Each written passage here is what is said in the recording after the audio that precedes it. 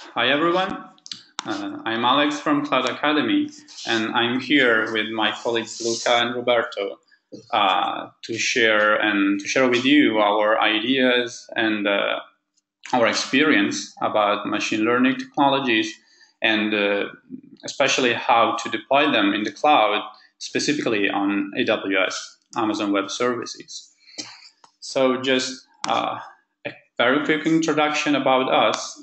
All of us, we have a computer science background. I'm personally more experienced into web technologies and software engineering, while Roberto and Luca more or less recently completed their PhD, and we are part of the internal team at Cloud Academy that deals with machine learning, AI, and our goal is basically to improve the user experience and to make our applications smarter by using machine learning technologies.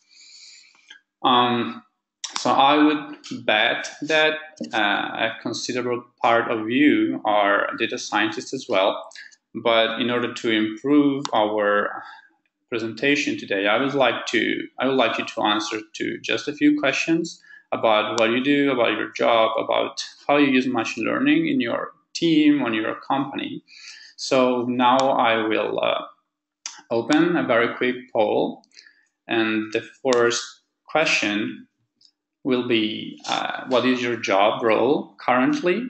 So we'd like to know if you're a data scientist, an engineer, a DevOps, or a manager. Let's see, data is coming. A lot of engineers today. I'm happy to see that. Okay, great. Data is coming, almost there.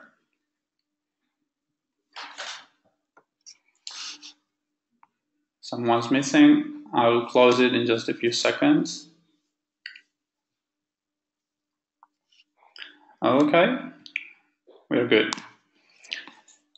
Another super quick question about your experience with machine learning. We would like to know if you've ever used machine learning for your products, for your projects, if you have used it on AWS. So if you haven't never used it, if you used it but only for prototyping or experimenting, if you deployed something into production, we're just curious.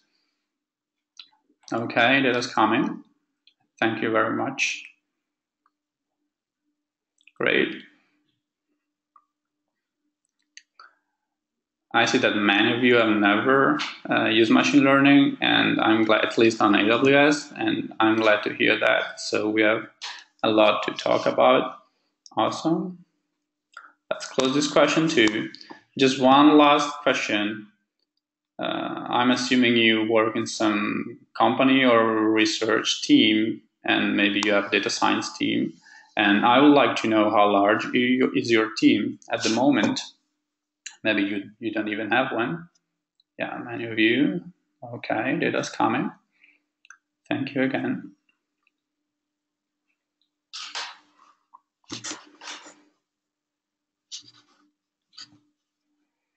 Okay, almost there.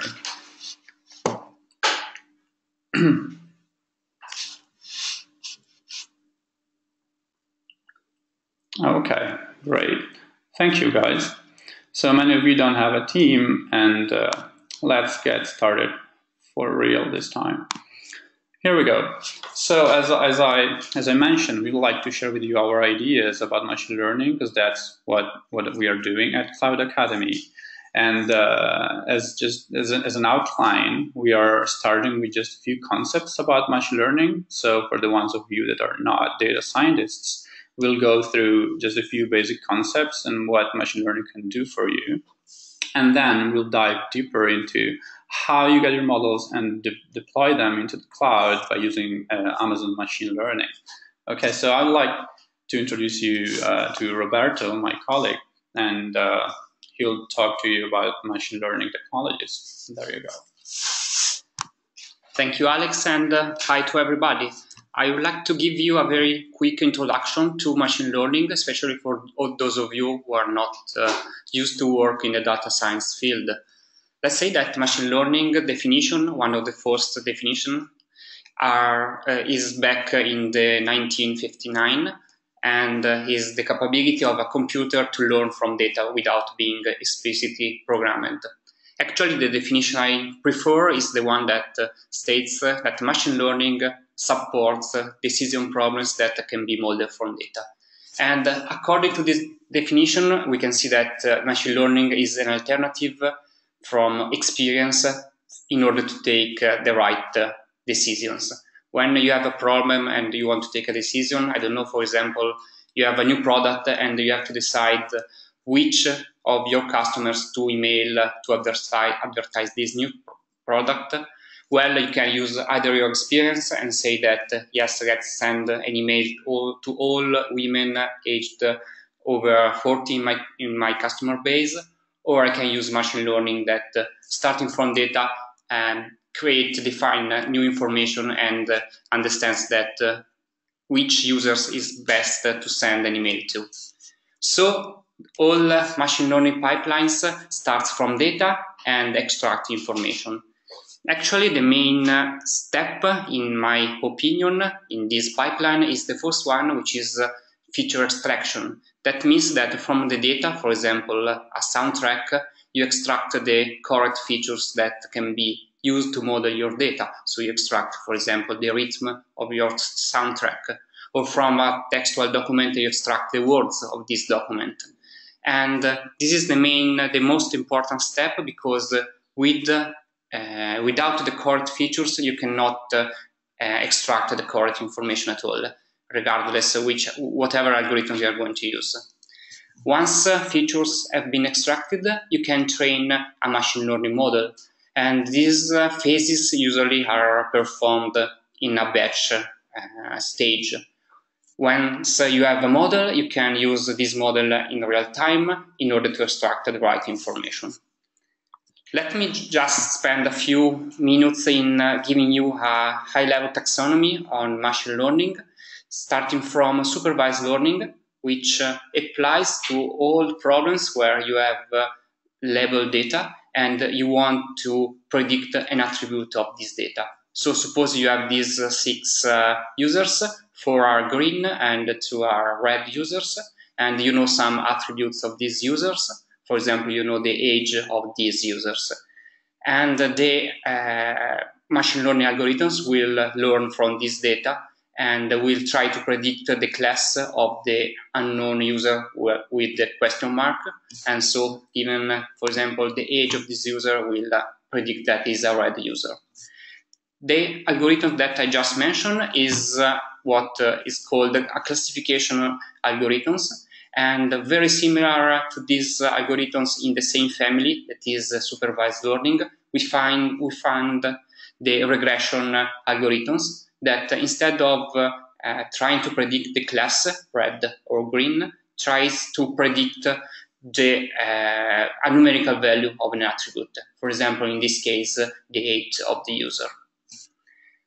On the other hand, we can find the unsupervised learning algorithms that do not use labeled data, but just try to find out some hidden pattern within your attributes. So, for example, you have these 6 users, and the algorithms will find out that 4 users belong to the same group because they have similar properties, and the other 2 users belongs to another group because they have properties that make them similar. This family is called clustering, and the goal of clustering is to discover groups within your data. Another algorithm that is used in the unsupervised learning family is the rule extraction, where you want to find out that A and B gives C. So, for example, you know that your user is 20 years old, is 178, and you can predict that is a male, for example. I will conclude this part giving you some example of problems that you can solve using the 4 families of algorithms that I just mentioned. Starting from classification, typical example are fraud detection. So you want to understand whether your the transaction, for example, of your customer in your e-commerce site is a fraud or is a correct transaction, or you can try to classify a document between I don't know, you have different topics and you want to classify this document within one of this topic, or you have an email and you want to find out whether it is a spam or not. These are all cases of classification problems. Regression, for example, you want to predict the price of a stock over time, or you want to predict the temperature of any instrument you are going to use, or whatever other problem you have with a numerical goal. Clustering is usually applied to find out user segments, to segment your customer base and find out user segments. So, for example, you want automatically to identify groups of users that behave in the same way in your customer base, and, for example, email these users that have been discovered by the clustering algorithms. Finally, rule extraction is typically used in finding out that, for example, when the user buy product A and product B, they usually also buy product C.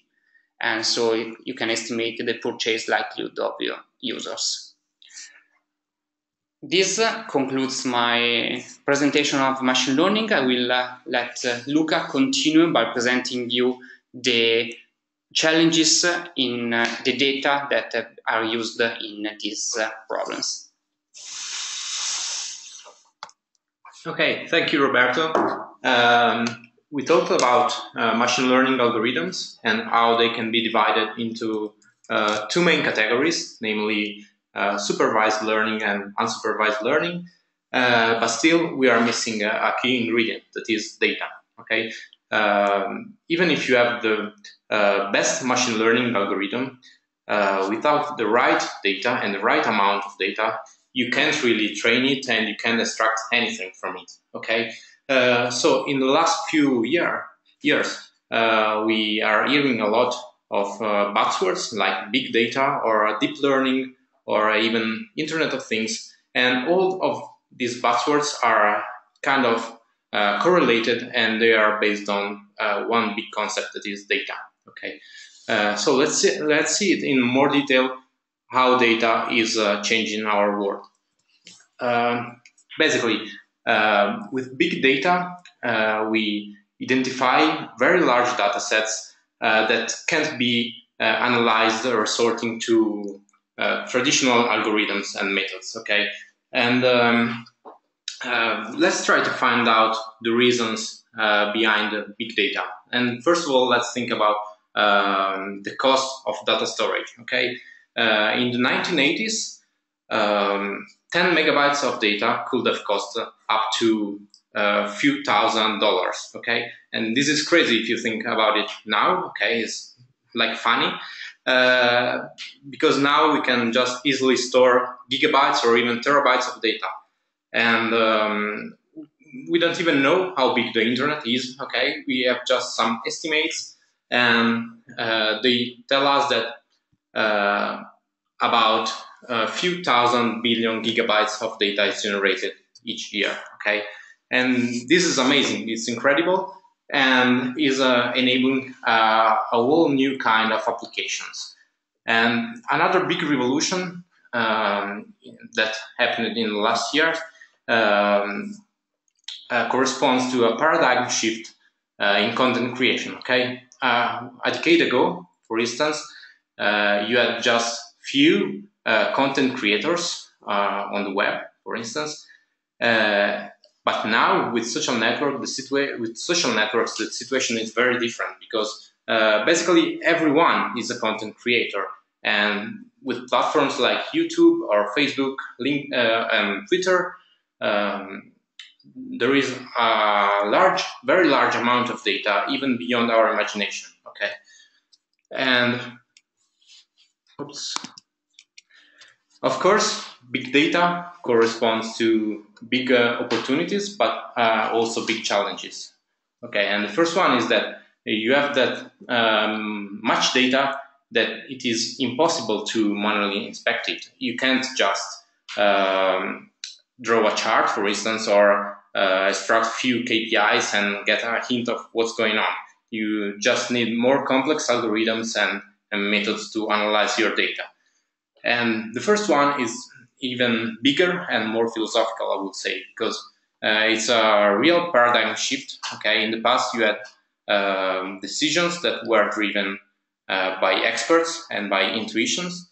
Now you have data-driven decisions. Okay, and sometimes these data-driven decisions are counterintuitive. Okay, but you have to accept them and to let data drive the change and the innovation. And the third one is about algorithms. Okay, you have a lot of computational power in your hand. If you think that your smartphone is way more powerful than the computer that helped man to reach the moon. Okay, but you have to make a good use of these resources. Okay, and for instance, with the GPUs, you have to use distributed and parallel computing algorithms to make a wise use of resources. And the last one is the curse of dimensionality. And let me explain better with an example. So let's try to take a look at the chart on the right. There are two variables that are the Internet Explorer market share and the murder rate in the US. Of course, it is clear that the two variables are somehow correlated, okay?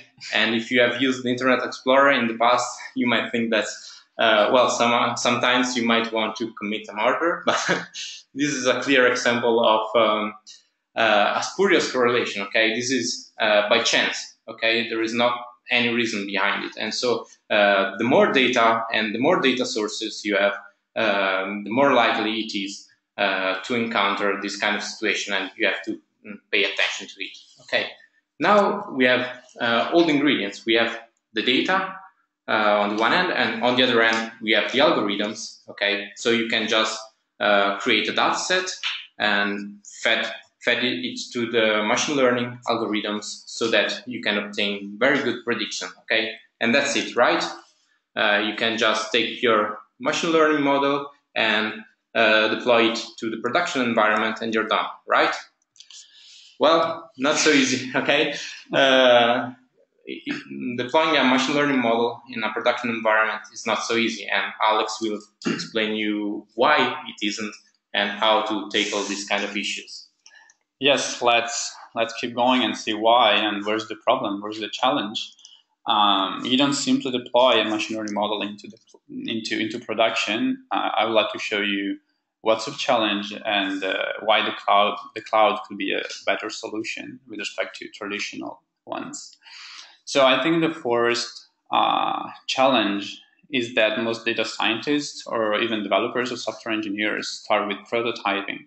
And that's not really something which is production ready at all. And so most of the time, you're a data scientist, as Luca said. You build you train your model, you test it. It has a great accuracy, great performance, but then you can't just take it and upload it somewhere, right? It's more complicated than that.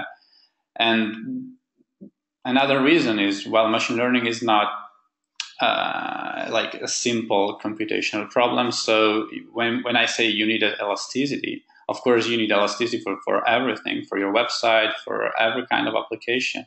But machine learning has different needs. You know, you don't have a GPU available everywhere and every time you need it. And if you are using, like, if your prototype is using a specific framework, maybe it's not that easy to distribute or to parallelize the computation. So elasticity is a little bit more tricky than other scenarios. And another reason, in my opinion, is that you need a lot of features that you never want to re-implement yourself. In this case, well, for example, you don't want to deploy one model to the cloud. You want to deploy n models. So you want to design and build a multi-model infrastructure. And not only that, maybe you want to A/B test and optimize your models. So you need to find a way to keep them updated and A/B test them in real time and decide which one works better at some point. and maybe you want to have a custom authentication layer, or features can go on and on and on, and your prototype is not ready for that. So you need to have an environment or a platform or an ecosystem that gives you all this stuff for free, or at least ready to use, right? And the last point, I think, is since your prototype is not ready, you need to give it to someone. They will put it into production one day. You get far from your code. This generates kind of a lack of ownership, I think. And why is that? Well, in a team, there are different types of skills.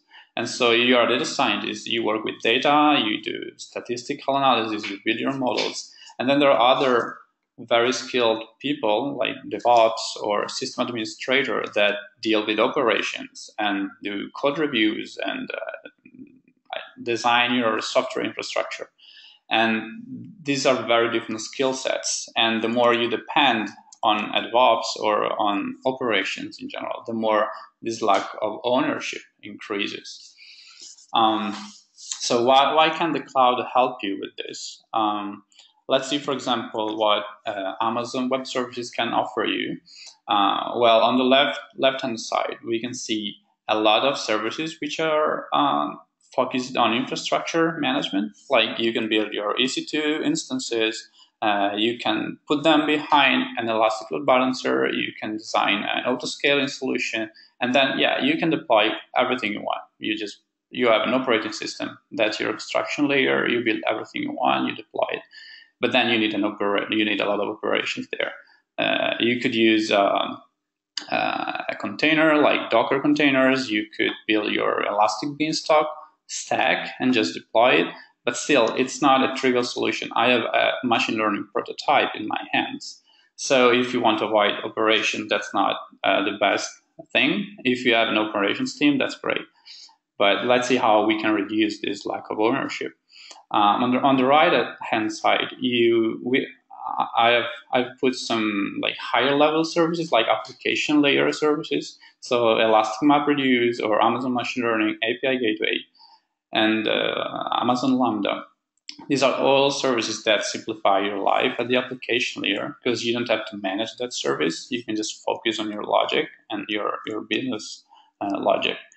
But today I would like to stress a little bit about how Amazon Lambda can help you in this particular machine learning scenario. And so I'm talking about serverless computing. This is kind of a new thing. AWS Lambda was released almost 2 years ago, like 2014. And so what is serverless computing? I'm not sure how many of you are confident with the concept, but basically you can design and develop and deploy your Lambda functions. That's how we call them. And basically, your abstraction layer is not anymore the hardware or the operating system, but you can just talk about computing units like single functions that do their business logic and then they die. So why is this great? Because I can focus on my code. There is almost no operation. It's a very developer-friendly environment. I can do stuff like versioning. I can alias my Lambda functions, and I can deploy them in just a few clicks, even on a browser. That's interesting. And so you can achieve scalability for free because AWS takes care of everything. You're elastic. Of course, availability is guaranteed. And you can also kind of change how you think of designing your framework or your application, because you can think event-driven. And most of all, if you are a manager, you will never pay for the resources you don't use. So never pay for idle. It's like a mantra. You will not pay for your server if you don't invoke the function. That's a great point, I think.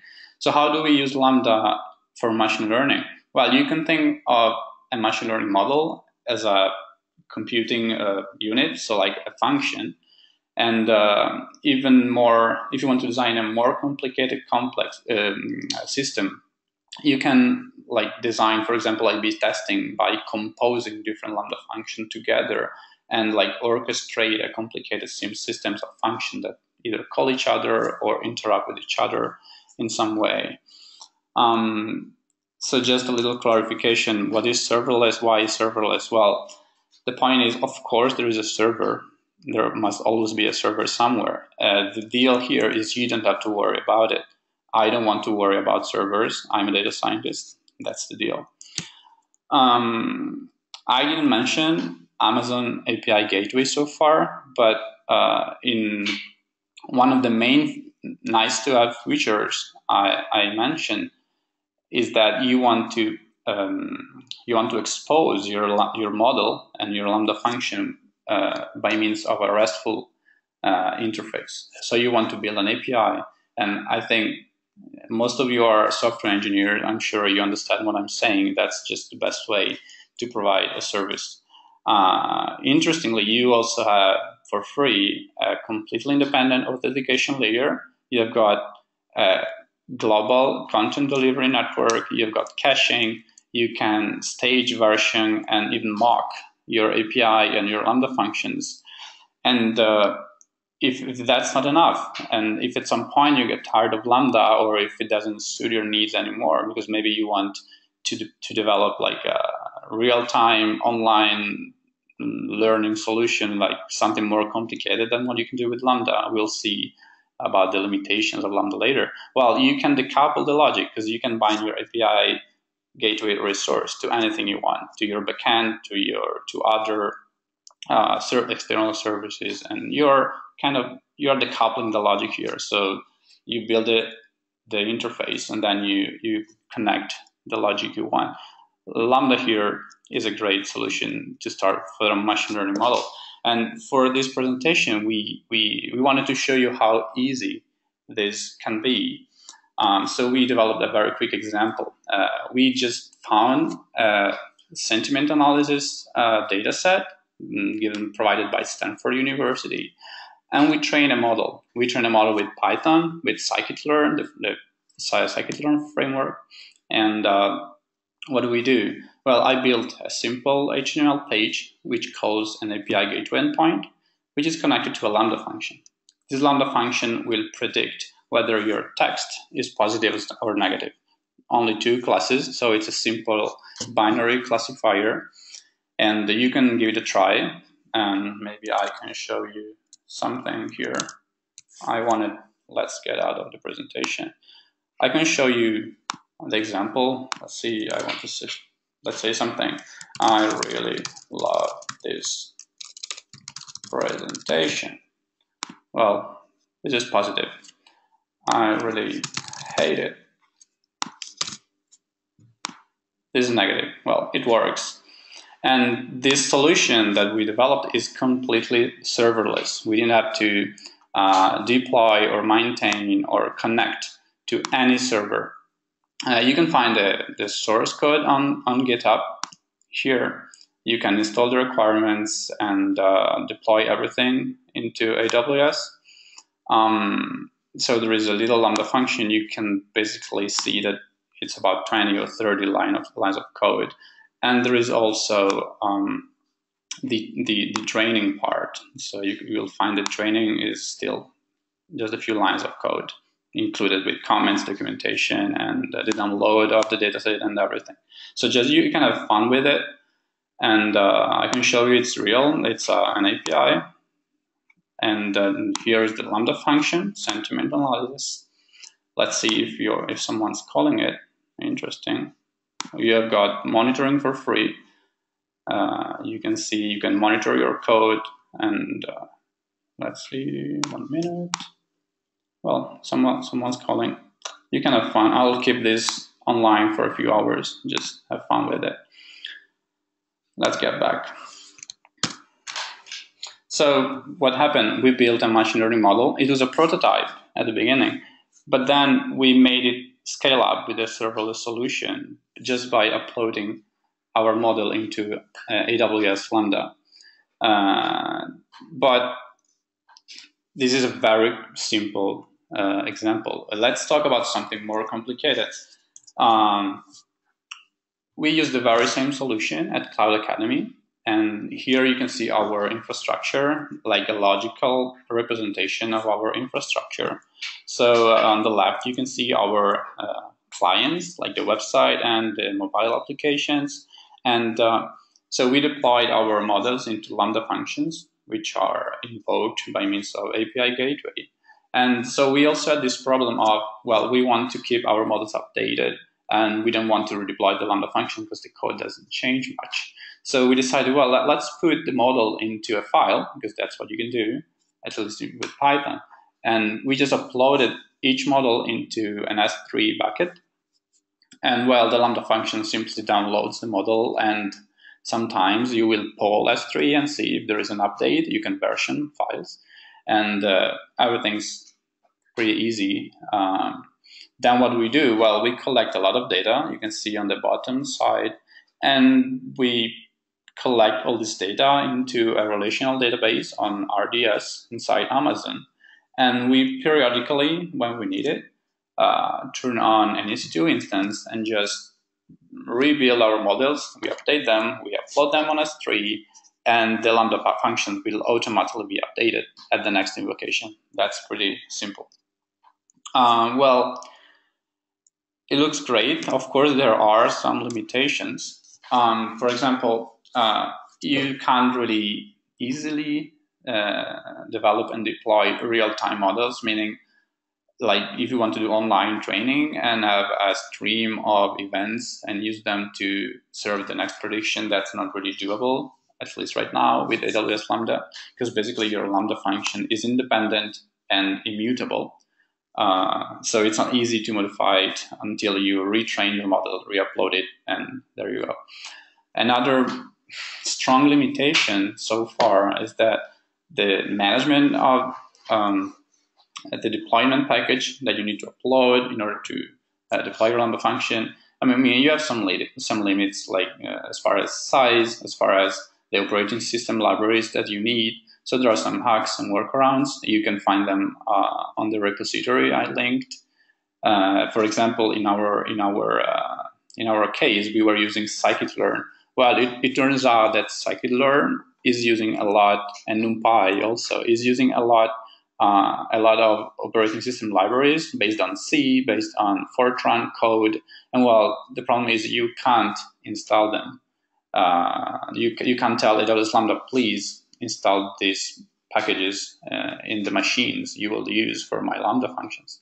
So a little hack we developed is, well, you include the .os files with your Lambda deployment package, and you load them into memory dynamically at runtime. It works. It's like a little detail that I hope will be fixed soon. And let's see. I'm really looking forward to, for example, simply defining your Python or JavaScript or Java requirements and let Lambda deal with that. Another problem is that you can't really execute forever. So currently there's like a limit, 5 minutes of max execution. So this is not really suitable for training. If you have to train a big model that use a lot of with a big data set, well, 5 minutes execution it's not a great idea. It's not enough probably. If your model is small, if you don't have a lot of data, it's great. You can even do the training phase with the AWS Lambda.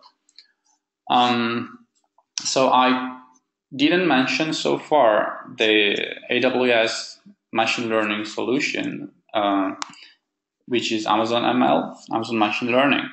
Well, I want to mention it right now because I think it's a great product. It's improving a lot in the last year. We gave it a try last year. It's been improving so much. And I think it was one of the first machine learning as a service solution. And it's really great if you need classification models, regression models. They also have textual feature extraction. So you can do a lot of stuff, but there are some limitations as well. You can do, if you're a data scientist, well, you can't do whatever you want. You have to find some workarounds. For example, you can't build non-linear models, you need to find a way, like creating new features, like quadratic features, for example, because they basically use only logistic regression and other linear algorithms. If you have other more advanced scenarios like recommendation systems or multimedia processing, or as I mentioned already, online training, well, this is not supported yet. So I'm looking forward to this. And I'm quite sure Amazon will move fast on this product because that's where the market is going. And that's it. So I would like to recap a little bit.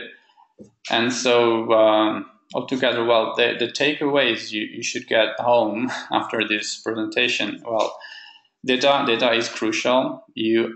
In your company, in your research team, wherever you are, you must be able to take data-driven decisions. And especially if you do user-centric, user-centered machine learning, well, you want to make products smarter. It's not just data analysis. I mean, you want to build smarter applications, and machine learning is the way to go. And that's why you need a better way to, first of all, maximize the ownership, as I said. You need to remove every obstacle between the prototype and the production code, and that's crucial. And of course, this also implies that we need to eliminate every trade-off between the scalability and availability you want to obtain and the features you need. And of course, I'm giving for granted your model works great as a prototype, so that's for sure a requirement. So our proposed solution here was serverless. It gives you great flexibility, and if you are a developer or data scientist, I personally believe it's the best way to go right now, because you can just stop worrying about operations. If you like operations, please do it, but I don't. And in the end, well, machine learning as a service will, of course, make your life easier. Well, if you're a data scientist and you need more control, you still want to go for something more custom, like building your own machine learning model, deploying it into Lambda or even Docker or EC2. You will let us know what is your favorite solution. So thank you, everyone, for attending. And now we can maybe go through a few questions. So the first one, nice question. How does your data collection pipeline look like? Well, that's a good question. Let's go back to the infrastructure. Well, at the moment, of course, the whole platform is on Amazon Machine Learning. As you can see from the chart, the data at the end goes into RDS. We use Postgres internally. And basically, I can tell you, we are using another service based on AWS too. It's called Segment. You can visit segment.com. I think it's a great product.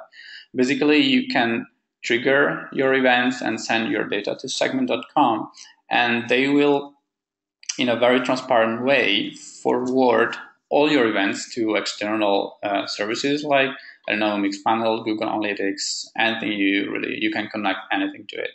And an interesting feature is that you can also connect webhooks to Segment. So that's what we are doing. We use webhooks bound to a public API gateway resource, which goes into a Lambda function. And we do some processing and validation there. And then we need a way, before writing into RDS, basically, you want to be flexible enough to not, you want to be able to do maintenance, to like shut down your database for a minute and never lose any events, right? So what we developed, we needed a buffer. So at the moment we are using Amazon SQS, so the simple queue service. So again, data goes into Segment, API gateway, Lambda, then into an SQS queue, and then another process or a scalable fleet of servers, or even a Lambda function in the future. We are thinking about this. We'll take the data, do some more processing and transformation, and write it into RDS.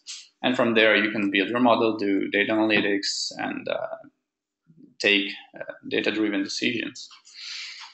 Another question, could you run Lambda functions if you have very large models? This is another interesting question. So if you have like models at the gigabyte scale, no.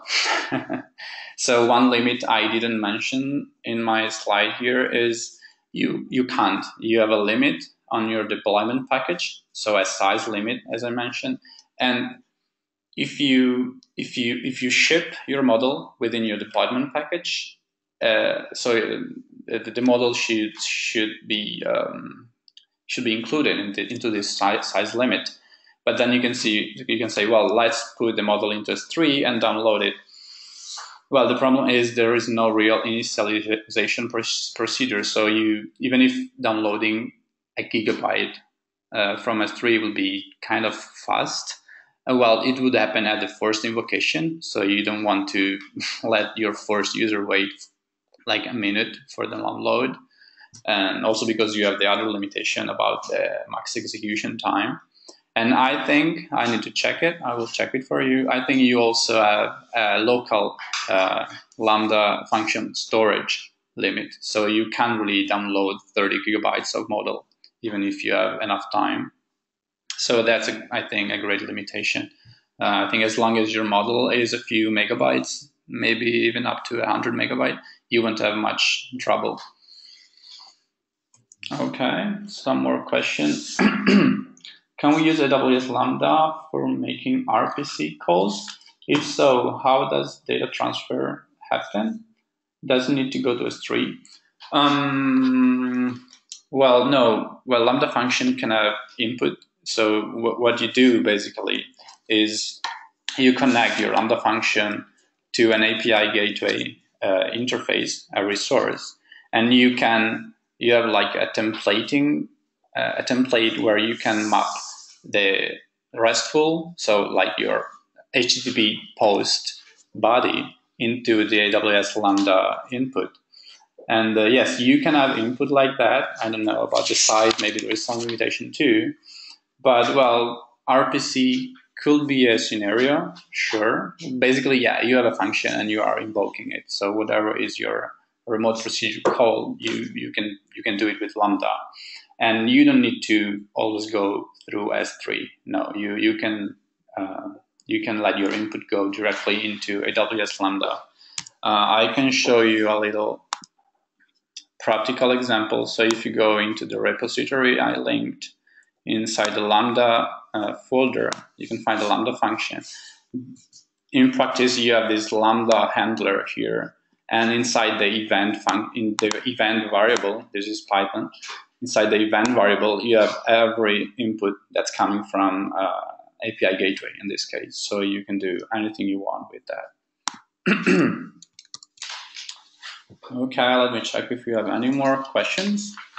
In your chart, where do you do the simple feature engineering step like feature pairing? I'm not sure what you mean, but if you mean which chart? Where do you do the simple feature engineering step like feature pairing? I'm not sure what you mean, but okay. Well, okay, that phase is actually an offline phase most of the time. So in my chart, this happens inside the EC2 spot instance on the right-hand side. So what do is we extract the feature from the raw data from an RDS database, and we manipulate it. You can apply some transformations, you can clean the data, do whatever you need to do. And then with that, you train the model and you upload it to S3. So that's where the feature extraction and training phase happens. That's offline. So it doesn't need to be on a Lambda function. It doesn't need to have a RESTful interface. And it is in a Lambda function actually for prediction, okay? If you give some text as an input for prediction, we extract features inside of Lambda function. Course. One little part of it, if you have textual feature extraction, will also be to be deployed into your Lambda function. Because of course, your model is trained on a particular shape, let's say, of data, and the same shape must be provided to the model at runtime. Okay, great. One last question. Does AWS Lambda support Go? Do you use Go internally? Well, no, we do not use Go internally. Well, wait, I think we have something in Go. It's not like crucial, but yeah, we use Go, but not for machine learning at the moment. Can you use Go? Yes. So people started hacking long ago with AWS Lambda. And a nice feature is that you can execute, well, you can run any executable binary file, either with Node.js or Python, it doesn't matter. So yeah, people started using Go. You can even run, I mean, since Lambda supports Node.js, Python, and Java, you can in practice run anything that runs on the JVM, even Ruby or yeah, also Go. If you, when you compile it, it's executable, you can execute it. Yeah. It's not natively supported yet, so you need to do a little bit of hacking, but it works. I'm not sure how many people Go code inside AWS Lambda into production, but that would be interesting to know. We currently don't do it at all. We use Python internally, almost for everything. Do we have more questions? I think we are good. So thank you again, everyone, for attending. So just a little reminder, this webinar is recorded, so you will receive a little follow-up email with the recording on YouTube, and you will be able to watch it again. You can contact us at support@cloudacademy.com if you need any help. Well, you can also let us know what you think about machine learning on AWS. We are really happy to discuss with you. We have a great community if you visit cloudacademy.com. And well, you can ask questions and give us your feedback either by email or on the community. So again, thank you very much for attending. We are glad you are here today. Goodbye. Thank you. Bye-bye. Thank you.